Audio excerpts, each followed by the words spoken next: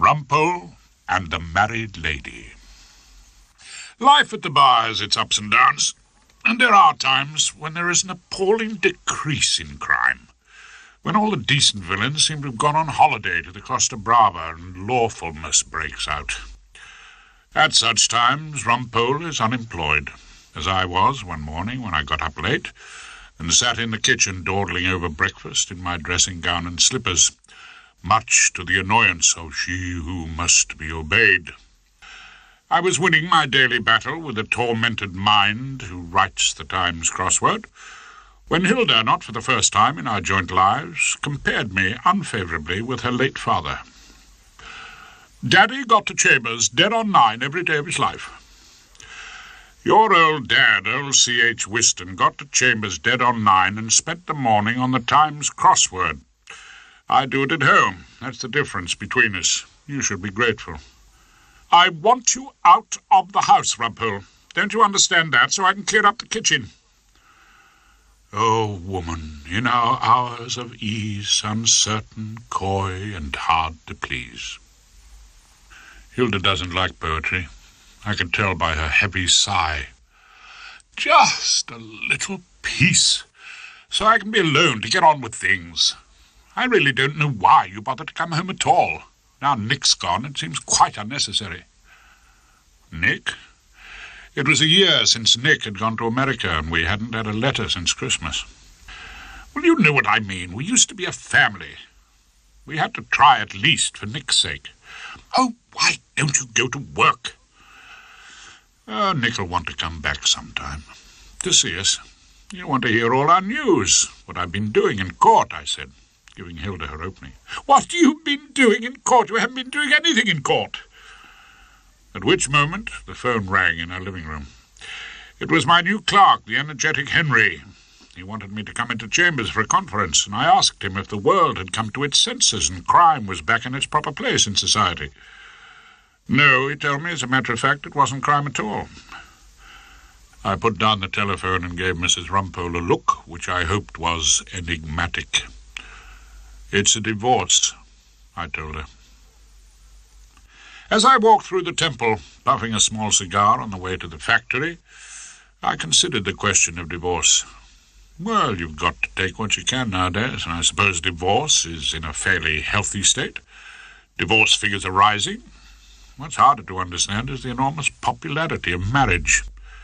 I remembered the scene at breakfast that morning, and I really began to wonder how marriage ever became so popular. It was a relief to get down to the temple for relaxation. By the time I'd reached my chambers, number 1, Equity Court, a place of peace and quiet, it already felt like home. When I got into the hallway, I opened the door of the clerk's room and was greeted by an extraordinary sight. A small boy, I judged him to be about 10 years old, was seated on a chair beside Diane, our typist. He was holding a large, lit-up model of a jet aeroplane and zooming it through the air at a noise level which would have been quite unacceptable to the New York Port Authority. I shut the door and bid a hasty retreat to the privacy of my sanctum. But when I opened my own door, I was astounded to see a youngish female seated in my chair, wearing horn-rimmed specs and apparently interviewing a respectable middle-aged lady. With them was a man who gave every appearance of being an instructing solicitor. I shut that door also and turned to find the zealous Henry crossing the hall toward me, bearing a most welcome object in my small world, a brief. "Henry," I said in some panic, "there's a woman seated in my chair." Miss Phillida Trant, sir. She's been with us for the last few months, ex-pupil of Mr. Erskine Brown. You haven't met her?" I searched my memory. I've met the occasional whiff of French perfume on the stairs. Miss Trant's anxious to widen her experience. Hence the French perfume. She wants to know if she can sit in on your divorce case. I've got the brief here. Thrip versus Thrip. You're the wife, Mr. Rumpole. Oh, am I? Jolly good. Oh, I don't know if you're aware of it, Henry. There seems to be a child in the clerk's room with an aeroplane. It's the child of the family in Thrip versus Thrip, and I rather gather the chief bone of contention. So long now, Mr. Rumpole.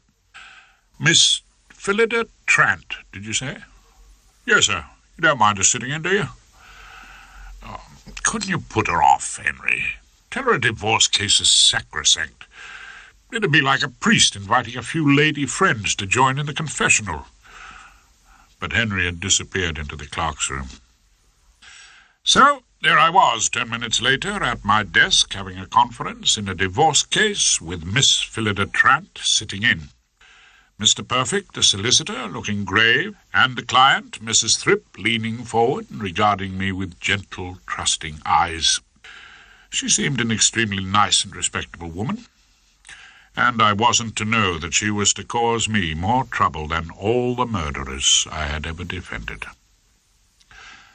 As soon as you came into the room, I felt safe somehow, Mr. Rumpole. I knew Norman and I would be safe with you. Norman?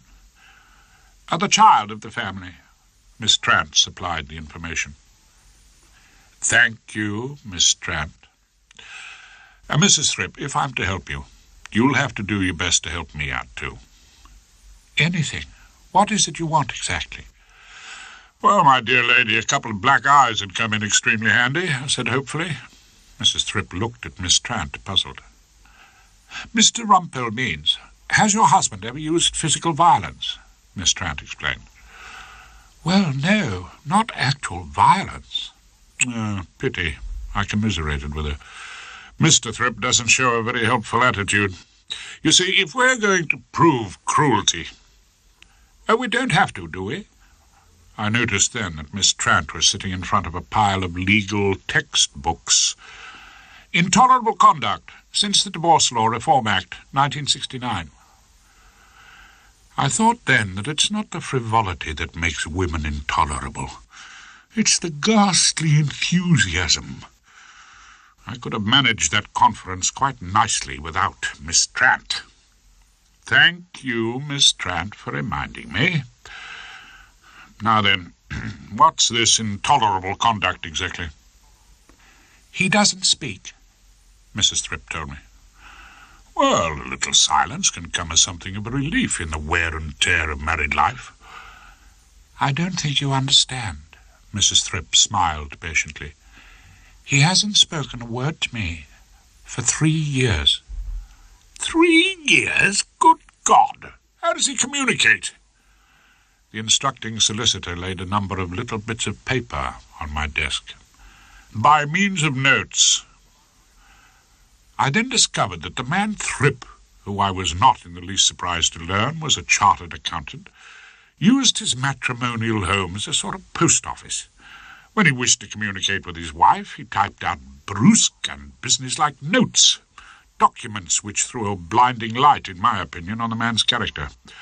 To my so-called wife, one note read, if you and your so-called son want to swim in hot water, you can go to the public baths from your so-called husband.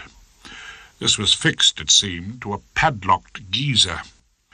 Another billet doux was found in the biscuit tin in the larder. To my so-called wife, I have removed what you left of the assorted tea biscuits to the office for safekeeping. Are you determined to eat me into bankruptcy? Your so-called husband. To my so-called wife, I'm going out to my Masonic Ladies' Night tomorrow, Wednesday. It's a pity I haven't got a lady to take with me. Don't bother to wait up for me. Your so-called husband, F. Thrip. I made 2 observations about this correspondence, one of which was that it revealed a depth of human misery which no reasonable woman would tolerate. The other was that all the accountant Thrip's notes were written on an Italian portable, about 10 years old. My husband's got an old Olivetti. He can't really type, Mrs. Thrip told me. Let me understand, I said to her. Are you interested in someone else? Someone else? Mrs. Thrip looked pained. Well, you're clearly an intelligent, obviously still a reasonably attractive woman. Are there not other fish in your particular sea? Oh, one man's quite enough for me, thank you. I see. Apparently you're still living with your husband. Living with him? Of course I'm living with him. The flat's in our joint names. Well, wouldn't you and the young hopeful outside be better off somewhere else? There's your mother in Ruislip. Mr. Perfect supplied the information. Thank you, Mr. Perfect. I turned back to Mrs. Thrip. As your solicitor points out, anyone's mother in Ruislip must surely be better than life with a chartered accountant who locks up the geezer and removes the tea biscuits to his office. There was a brief silence. Then Mrs. Thrip asked quietly, "Won't you take me on, Mr. Rumpole?" I thought of the rent, the enormous amounts of money she who must be obeyed spends on luxuries like vim. I also remembered the fact that crime seemed remarkably thin on the ground, and said, "Of course, dear lady, of course I'll take you on. Only it would be a help if we knew exactly what destination you had in mind." "I've told Mr. Perfect what I want." "You want a divorce. Those are my instructions," Mr. Perfect said. But his client put it a little differently. "I want my husband taken to court. Those are my instructions, Mr. Rumpole." I have spoken in these reminiscences of my old friend George Frobisher. He's a gentle soul, unfitted by temperament for a knockabout career at the bar, but he is a pleasant companion for a drink at Pomeroy's after the heat and labour of the day. That evening I bought the first round, 2 large clarets, flushed with the remunerative collapse of the Thrip marriage. "Things are looking up, George." I raised my glass to my old friend, and he in turn toasted me. "Yes, a little. There's a light at the end of the tunnel. Today I got a £150 brief for a divorce." "Oh, that's funny. So did I." George sounded puzzled. "Sure to last at least 6 days. 6 refreshers at £50 a day. Think of it, George. Well, there's that much to be said for the institution of marriage." "I never felt the need of marriage, somehow," George told me. "I really can't see why a person puts up with marriage. When a woman starts conversing with her husband by means of little notes—" "Oh, got one of those, have you?" I looked at him curiously. There seemed to be an epidemic of matrimonial note-leaving. "And she cut off the ends of his trousers." George seemed deeply shocked. He was going to an evening at his lodge. You know what this Jezebel did? Only snipped off the ends of his evening trousers with nail scissors. "Ah, intolerable conduct, that, you know, under the 1969 Act." I kept George abreast of the law. Moss Bros was closed. The wretched fellow had to turn up at the Café Royal with bags that looked as if they'd been gnawed by rats. Well, that's marriage for you. Thank God I live by myself in the Royal Borough Hotel. Well, I expect you're as snug as a bug in there, aren't you, George? Oh, we have television in the residence lounge now. Coloured television. And look here, you must dine with me there one night, Rumpole. Bring Hilda if you'd care to. Oh, we'd like to, George. Coloured television. Well, I say, that'll be a treat. I must admit that George Frobisher and I loitered a little in Pomeroy's that night, and when I got home, Hilda had apparently gone up to bed. I went into the kitchen and switched on the light. All was quiet on the western front, but I saw on the table a note from my lady wife. "If you condescend to come home, your dinner's in the oven." I took the hint and was removing the red-hot plate of congealed stew from the bowels of our ancient cooker when the telephone rang in the living room. I went to answer it and heard a woman's voice. "I just had to ring you. I feel so alone in the world, so terribly alone."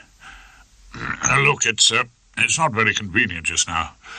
It was my client in the case of Thrip v. Thrip." "Don't say that. It's my life. How can you say it's not convenient?"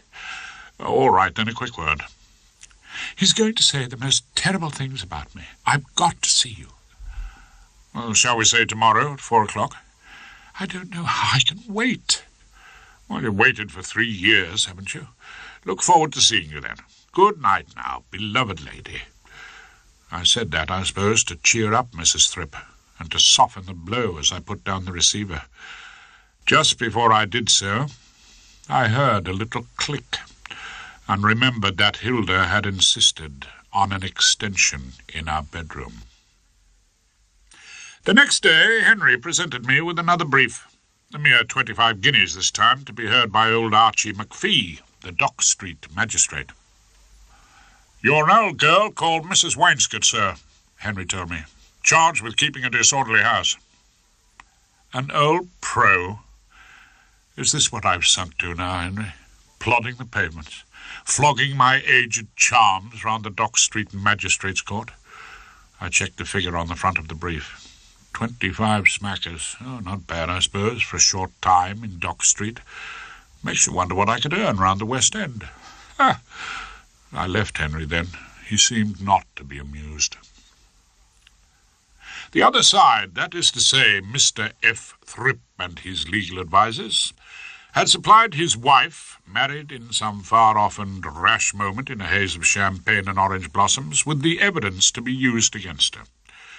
I was somewhat dismayed when I discovered that this evidence included an equal number of notes typed on the same old Olivetti as that used by the husband, but travelling in the opposite direction. I picked out one at random.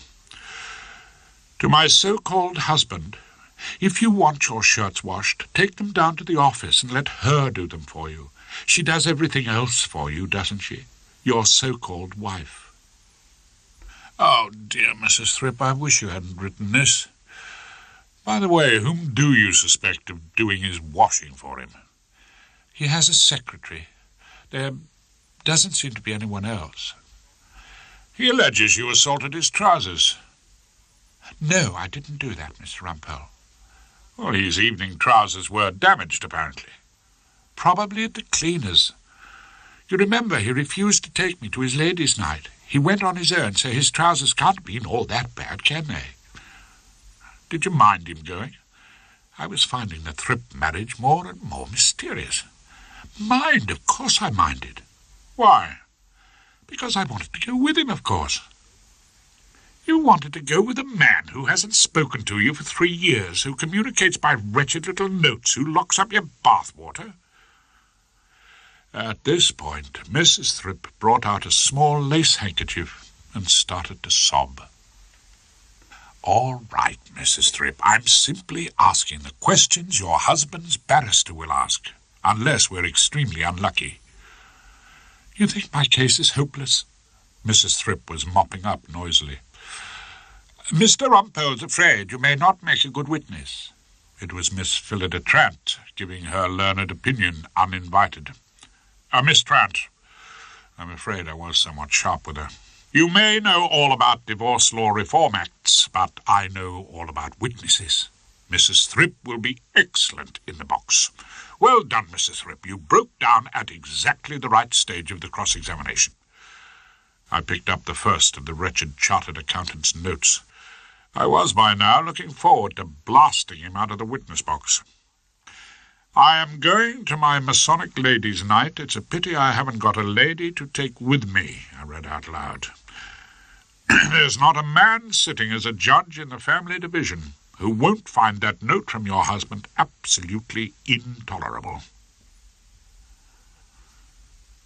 When the Thrips, mère et fille, had been shepherded out by their solicitor, perfect, Miss Trant loitered and said she wanted my advice. It seems that she'd been entrusted with a brief for the prosecution before the great tribunal, old Archibald McPhee at the Dock Street Magistrates' Court. It's a disorderly house. I mean, it's an open and shut case. I can't think why Mrs. Wainscott's defending. Well, the old trot's probably got a weird taste for keeping out of Holloway. I blew out smoke, savouring a bit of fun in the offing. Fate had decreed that I should be prosecuted by Miss Phillida Trant. I kept cunningly quiet about my interest in the case of the police v. Wainscott, and Erskine Brown's former pupil proceeded to deliver herself into my hands. What I want to ask you was how much law should I take? I mean, how many books will this magistrate want on the prosecution case? Miss Trant had asked for it. I stood and gave her my learned opinion. My dear Miss Trant, old Archie McPhee is a legal beaver. Double first in jurisprudence. Reads Russell on crime in bed and the appeal cases on holiday. You want to pot the old bawdy housekeeper? Quote every case you can think of. Archie will love you for it. How many books do you need? My advice to you is, fill the taxi. So we all gathered at Dock Street Magistrates' Court. There was old Mother Wainscot sitting beneath a pile of hennaed hair in the dock. There was old Archie McPhee, looking desperately bored and gazing yearningly at the clock as Miss Trant, with a huge pile of dusty law books in front of her and her glasses on the end of her nose, lectured him endlessly on the law relating to disorderly houses. Section 8 of the 1751 statute, sir. Any person who acts or behaves him or herself as master or mistress, or as the person having the care, government, or management of any bawdy house or other disorderly house, shall be deemed to be the keeper thereof. Now, if I might refer you to Singleton and Ellison, 1895, 1 QB, page 607. The learned magistrate sighed heavily. I sat smiling quietly like a happy spider as Miss Trant walked into the web. She had looked shocked when she discovered that I was defending. Now she would discover that I had deceived her. Archie McPhee couldn't stand law. His sole interests were rose-growing amateur dramatics and catching the 3:45 back to Esher. It is interesting to observe that in Rex v. Jones it was held that all women under 21 years of age are girls, although females may be women at the age of 18. Turning now, if you please, sir, to the Sexual Offences Act 1896. A very long time later, when it came to my turn and the prosecution had sunk under the dead weight of the law, I made a speech guaranteed to get old Archie off to the station in 3 minutes flat. Sir, my learned friend has referred you to many books. I would only remind you of one, a well-known book in which it is written, "Thou shalt not bear false witness." I glared at the young officer in charge of the case, and I would apply that remark to the alleged observations of the police officer. Yes, I'm not satisfied this charge is made out. Summons dismissed. As Archie went, he fired his parting shot. With costs, Miss Trant. Mrs. Thrip rang me at home again that evening and told me that her solicitor perfect had fixed up a hearing in 10 days' time. She wondered how she could live until then, and told me that I was her only friend in the world. I was comforting her as best I could and stemming the threatened flow of tears over the wire by saying, "You'll be free in a couple of weeks. Think of that, old darling," when I noticed that Hilda had come into the room and was viewing me with a look of disapproval. I put down the phone. I suppose to a hostile observer the movement may have looked guilty. However, she who must be obeyed affected to ignore it and said casually, "I'm having tea with Dodo tomorrow." Dodo? Dodo Perkins and I were tremendously close at Wickham Abbey, said Hilda coldly. She's living in Devon nowadays. She's running her own tea shop. Oh, well, nice part, Devon. You won't have seen her for some years. We correspond. I sent her a postcard and said, "Let's meet when you're next up in London." She gave me a look I can only describe as meaningful. I want to ask her advice about something. We may do some shopping and have tea at Harrods. Dodo never liked you. Did you know that, Rumpole? She went, leaving me only vaguely disconcerted. When I went to the gin bottle, however, to prepare an evening booths and tonic, I was astonished to notice a pencil mark on the label, apparently intended to record the drinking habits of Rumpole. I sloshed out the spirit well past the Plimsoll line. Our existence in Froxbury Court, I thought, was beginning to bear an uncomfortable resemblance to the way life was lived in Maison Rip. When I got to chambers the next morning, I found Miss Phillida Trant in my room, her glasses off, her eyes red, and her voice exceedingly doleful. She announced that after careful thought she had decided, in view of her disastrous appearance at the Dock Street Magistrates' Court, to give up the bar and take up some less demanding profession. And after you'd been so helpful. Miss Trant's undeserved gratitude gave me an unusual twinge of guilt. Oh, please, don't mention it. I wanted to get her off the subject of my unhelpful advice. I know I'll never make it. I mean, I know the law. I was top student of my year. I interrupted her and said, being a lawyer's got almost nothing to do with knowing the law. An open and shut case. I had all the police observations, and I went and lost it. That wasn't because you didn't know all about the law. It was because you didn't know enough about Archie McPhee. You just made rings round me. Never underestimate the craftiness of Rumpole. Now I was giving her genuinely helpful advice. It seems ungrateful after you'd been so kind to me. Oh, I wish you wouldn't go on saying that, Miss Trant. But I'll have to give it up. You can't. Once you're a lawyer, you're addicted. You'll find out. No, I won't, ever. I found myself warming to Miss Trant. For some reason, I wanted her to continue her struggle against magistrates and judges and cunning opponents. Even her appearance at Dock Street had shown some misguided courage. You know, we all have our disappointments. I do. You? She looked incredulous. One year I did the Penge Bungalow murder without a leader, and the Great Brighton Benefit Club forgery case, which is where I got my vast knowledge of typewriters. And what am I doing now? Playing around with disorderly houses. I have even sunk to divorce. I looked at her and saw a solution. You know what your mistake is, in court, I mean. Miss Trant shook her head. I would suggest a little more of the feminine qualities. Ask anyone in the Temple. How does Rumpole carry on in court? Answer. Rumpole woos, Rumpole insinuates, Rumpole winds his loving fingers around the jury box, or lies on his back, purring, if your lordship pleases. I was rewarded with a small smile as she said, oh, that's ridiculous. Lawyers and tarts, I told her, and I meant it, are the two oldest professions in the world, and we always aim to please. If I had managed to cheer up Miss Trant and even return her small nose to the legal grindstone, I had no luck with she who must be obeyed. Relations, as they say, deteriorated, and I got up one morning to find her suitcase packed and standing in the hall.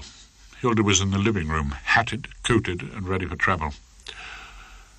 You can come home as late as you like now, Rumpole. And you can spend all the time you like with her. Her? Whoever could she be talking about? I've heard her, time and time again, on the telephone. Oh, don't be ridiculous. I tried a light laugh. That's a client. Rumpole, I've lived with you for a good many years. Man and boy, I said. And I've never known you to be telephoned by a client. At home. I usually have quiet, undemanding clients. Murderers don't fuss. Robbers can usually guess the outcome, so they're calm and resigned. Divorcing ladies are different. They're inclined to telephone constantly. So I've noticed. I'm going to stay with Dodo and help her out with the business. It's far better I leave you, Rumpole, to enjoy your harem. Listen, Hilda. I did my best to remain calm. I have a client whose unhappy marriage may well provide you and Dodo with another tea in Harrods. That can't be why you're leaving. There was one of those silences that had become so frequent between us, and then she said, No, it isn't. Then why? You've changed, Rumpole. You don't go to work in the mornings. And as for the gin bottle, yes, you marked it. That was unforgivable. Then don't forgive me. At which point the phone rang. Hilda picked it up, apparently thinking it was a taxi that she'd ordered. But it was, of course, Mrs. Thrip, the well-known married lady, who seemed to depend entirely on Rumpole. Hilda handed me the phone as though her worst suspicions were now thoroughly justified. Hilda went while I was still pacifying the client. In the days that followed, I stayed later at Pomeroy's, got my own breakfast, had a poached egg in the evenings, and turned up alone and unaccompanied to have dinner with George Frobisher at the Royal Borough Hotel in Kensington. We sat in a draughty dining room, surrounded by lonely persons whose tables were littered with their personal possessions. It was the sort of place that encourages talking in whispers, so George and I muttered over the coffee, getting such warmth as we could from our thimblefuls of port. "I'm sorry it's not Thursday," George told me sadly. "They give us the chicken on Thursday. Tonight it was the veal, so it must be Monday. Enjoy your pomme de terre à l'anglaise, did you?" "Boiled spuds, yeah, excellent. Oh, Hilda will be sorry she missed this." "Hilda cares for veal, does she? We always get veal on Mondays, so we know where we are." George suddenly remembered something. "Monday? Good God! I've got this divorce case tomorrow. The other side stole a march on us. They expedited the hearing." "George." "Yes, Rumpole. What's your divorce about exactly?" "Well, I told you I'm a husband tomorrow."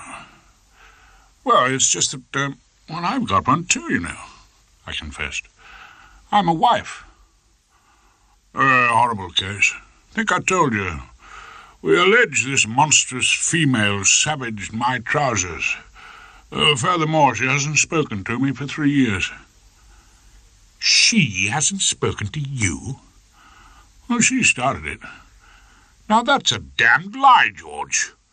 I felt a sense of outrage on behalf of Mrs. Thrip and raised my voice. A nearby diner looked up from his soup of the day. "Oh, really? And is it a damned lie about the bathwater?" "Well, what about the bathwater?" "You ran off all the hot water deliberately. You put a note on the geyser, out of bounds." "I haven't had a bath there for the last month. I have to go all the way to Ruislip to my mother's." "Rumpole, you're against me." "Of course I'm against you. I'm the wife. You want to turn me out of the house and my child." "Your child? You alienated Norman's affections." "What?" "You turned him against me." It's no doubt a strange habit of barristers to identify themselves so closely with their clients. But by now we had both raised our voices, and the other diners were listening but looking studiously away, as though they were overhearing a domestic quarrel. "That is the most pernicious rubbish I've ever heard, and if you dare to put that forward in court, I shall cut you in small pieces and give it to the usher. I behaved like a saint. You are nothing but a great big bully, George. Oh, you're all very fine and brave when you've got someone weaker than yourself." "You? Weaker than me? I've told you you're a Jezebel." "Bluebeard." "Lady Macbeth." Let's just see how you stand up in court, George. Let's just see how you stand up to cross-examination." "Don't rely on cross-examination. It's the evidence that matters. By the way, I'm making my evening trousers an exhibit." At this startling news, the other diners had given up all pretense of not listening, and were gazing at each other with a wild surmise. I wasn't taking these allegations against my wrong client lying down. "Anyone, George, can lacerate their own evening trousers with a pair of nail scissors. It's been done before. Thank you for the dinner." I left the dining room then, with all the diners staring at me. When I got home and poured myself an unlimited gin, I began to wonder exactly what they had thought of my relationship with my old friend George Frobisher. When I had rashly advised Mrs. Thrip that there wasn't a man sitting as a judge who wouldn't be appalled at hearing of her treatment at the hands of Thrip, I had made a serious miscalculation. I had forgotten that Mrs. Justice Appleby sat in the family division of the High Court of Justice, and her ladyship was known as the only genuine male chauvinist pig in the building. If the judge was an unpleasant surprise, Mr. F. Thrip was a disappointment. He was hardly ideal casting for the part of Bluebeard. In fact, he looked decidedly meek and mild, a small man in rimless glasses and a nervous smile. We could have hoped for something about twice the size.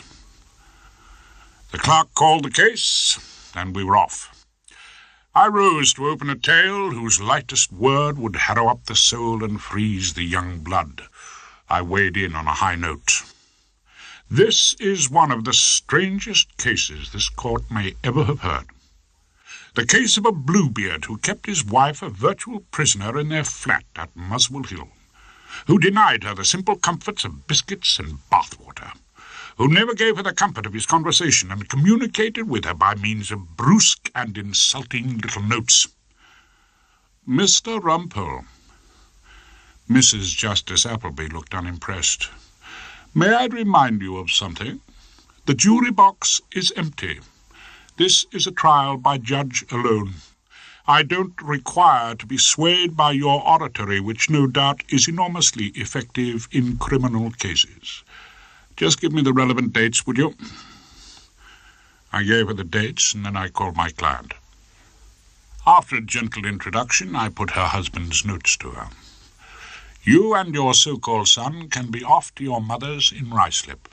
Let her pay for the light you leave blazing in the toilet. What was the effect on you, Mrs. Thrip, of that heart-breaking notice to quit? She stayed for more, apparently. It was Mrs. Justice Appleby answering my question. She turned to the witness box with that cold disapproval women reserve especially for each other. Well, you didn't go, did you? Why not? I didn't know what he would do if I left him. Mrs. Thrip was looking at her husband. I was puzzled to see that the look wasn't entirely hostile, but the judge was after her like a terrier. Mrs. Thrip, you put up with this intolerable conduct from your husband for 3 years. Why, exactly? I suppose I was sorry for him. I thought he'd never manage on his own. When we came out for lunch, I saw Norman waiting outside the court. He had a brand-new armoured car with flashing lights, a mounted machine gun, and detachable soldiers in battle dress. Somebody was doing well from this case, apart from Rumpole and George Frobisher. In the afternoon, I cross-examined the respondent, Thrip. Mr. Thrip, is there anything in your conduct to your wife of which you are thoroughly ashamed? In the pause while Thrip examined this poser, I whispered to Miss Trant, my eager apprentice. Good question, then. If he says yes, he's made a damaging admission. If he says no, he's a self-satisfied idiot. At which point Thrip said no, proving himself a self-satisfied idiot. Oh, really, Mr. Thrip? You have behaved absolutely perfectly. I am going out to my Masonic ladies' night. It's a pity I haven't got a lady to take with me. I was quoting from the Thrip correspondence. Is that the way a perfect husband writes to his wife? Well, perhaps not, but I was annoyed with her, you see. I had asked her to the ladies' night. Asked her? Well, I left a note for her, naturally. She didn't reply. Tell me, Mr. Thrip, did you actually want your wife to accompany you to the Masonic ladies' night? Oh, yes, indeed. You were looking forward to spending a pleasant evening with her? Well, I had no one else to go with. And would rather go with her than with no one? Well, of course I would. She's my wife, isn't she?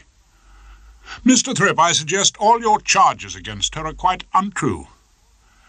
They are not untrue. But you wanted her with you. You wanted to flaunt her on your arm at the Café Royal. Why? Now, come, Mr. Thrip, will you answer that question? It can hardly have been because you love her. There was a long pause. I began to have an uneasy suspicion that I had asked one question too many. Then I knew I had, because Mr. Thrip said in the sort of matter-of-fact tone he might have used to announce the annual audit, Yes, I do. I do love her. I looked across at Mrs. Thrip. She was sighing with a sort of satisfaction, as if she had achieved her object at last. "Mr. Rumpole!" Mrs. Justice Appleby's voice, like a cold shower, woke me from my reverie. "Is it really too late for common sense to prevail? Could there not be one final attempt at a reconciliation?" I felt a sinking in the pit of the stomach.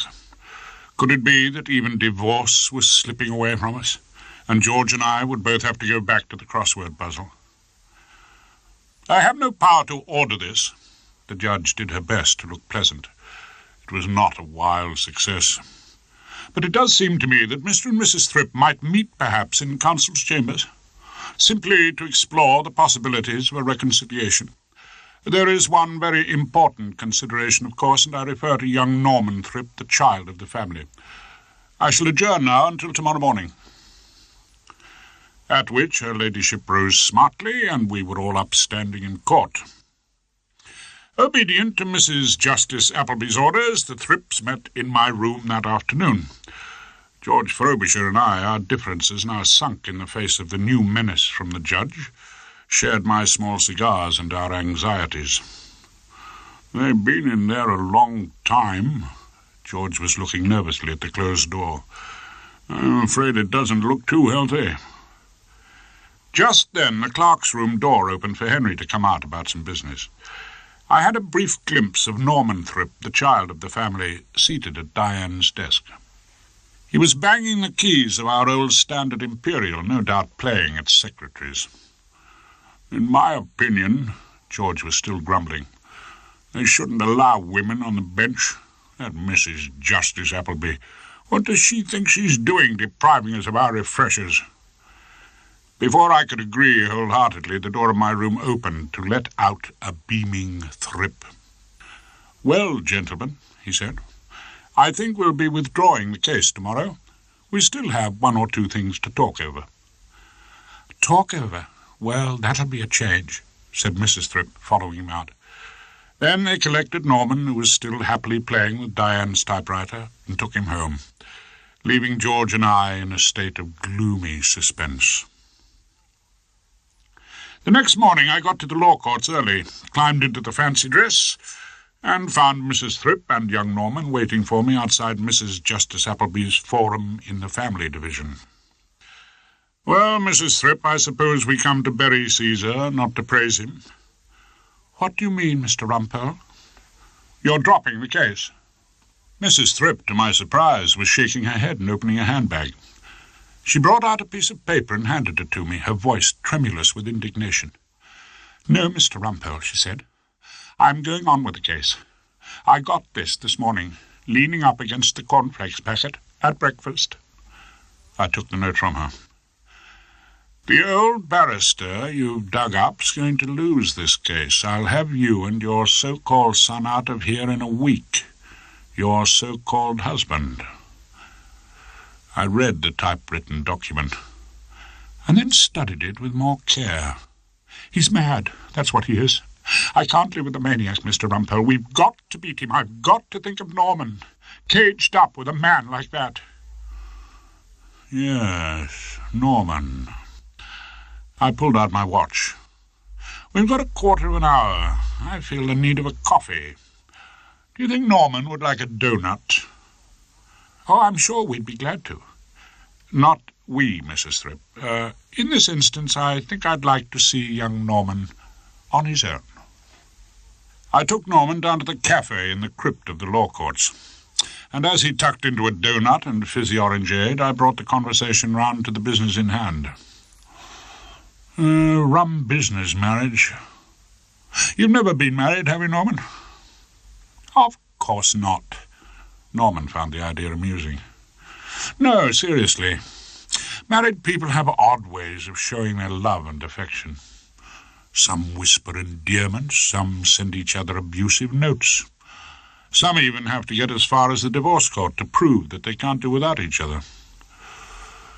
You were all right, weren't you, Norman, when they really looked like separating?" "I don't know what you mean." When they were both trying to win you over to their side. When you got a present a week from Mum and a rival present from Dad. Tanks, planes, guns. It's been a sort of arms race between them, hasn't it, Norman? Oh, I don't mind if they get together. It's their business, isn't it? Yes, Norman, their business. Well, I'm not stopping them. I ordered the child another donut. He was going to need it. Oh, really? Well, of course not. The second donut came, and I gave Norman a fragment of my autobiography. I don't do much divorce, you know, crime mainly. I was in the Great Brighton Benefit Club forgery. What's forgery? The child was round-eyed with innocence. You had to admire the act. Oh, you're good, Norman. You'll come out wonderfully in your interviews with the police. The genuine voice of innocence. What's forgery? I whipped out the latest item in the Thrip correspondence. This is... Inspect it carefully, Norman. All the other notes were typewritten. Well, so is this. Norman kept his head. The others were done on the old Olivetti your parents keep in Muswell Hill. This morning's note was typed on a standard imperial with a small gap in the capital S. Typed on the imperial on which Diane in my chambers hammers out my so-called learned opinions. Norman was staring at me, but he said nothing. The typewriter you were playing with so innocently yesterday in the clerk's room. I put it to you, Norman. You typed that last note in a desperate attempt to keep this highly profitable divorce case going. Norman said, I didn't see any gap in the capital S. Didn't you, Norman? The judge will. What judge? For the first time he sounded rattled. The judge who tries you for forgery, a word you understand perfectly. I'll take the evidence now. I retrieved the last incriminating note. 4 years they gave the chief villain in the Brighton case. They wouldn't. Norman looked at me. I felt almost sorry for him, as if he were my client. As your lawyer, Norman, I can see only one way out for you. A full confession to your mum and dad. He bit hard into the second donut, seriously considering the possibility. And one more word of advice, Norman. Settle for being a chartered accountant. You've got absolutely no talent for crime. When I got back to the mansions, I found Hilda's case in the hall, and she, apparently just arrived and still in her overcoat, installed wearily in her chair by the simulated coals of our electric fire. Oh, what's the matter? Fallen out with Dodo? Had a bit of a scene over a drop scone? You're home early. Daddy was never back home at 3 o'clock in the afternoon. He always stayed in chambers till 6 o'clock. Regular as clockwork, every day of his life. Oh, my divorce collapsed under me. I lit a small cigar. You're going to seed, Rumpole. You hang about at home in the mornings. You know why my divorce collapsed. The clients were reconciled. Because however awful it is, however silent and unendurable, however much they may hate each other's guts and quarrel over the use of the geyser, they don't want to be alone. Isn't that strange, Hilda? They'd rather have war together than a lonely peace. If I'd stayed away any longer, you'd have gone to seed completely. She started to make the room ship-shape, a long-neglected task. Oh, woman, in our hours of ease. I got to my feet and gave her the snatch of Walter Scott again. Uncertain, coy, and hard to please. You'd have stayed home from chambers all day, doing the crossword and delving into the gin bottle. And variable as the shade by the light of quivering aspens made. I crushed out my cigar and moved to the door. If you're going to the loo, Rumpole, try to remember to switch the light off. When pain and anguish wring the brow, a ministering angel thou. I was halfway down the passage when I heard she calling after me. It's for your own good, Rumpole. I'm telling you, for your own good.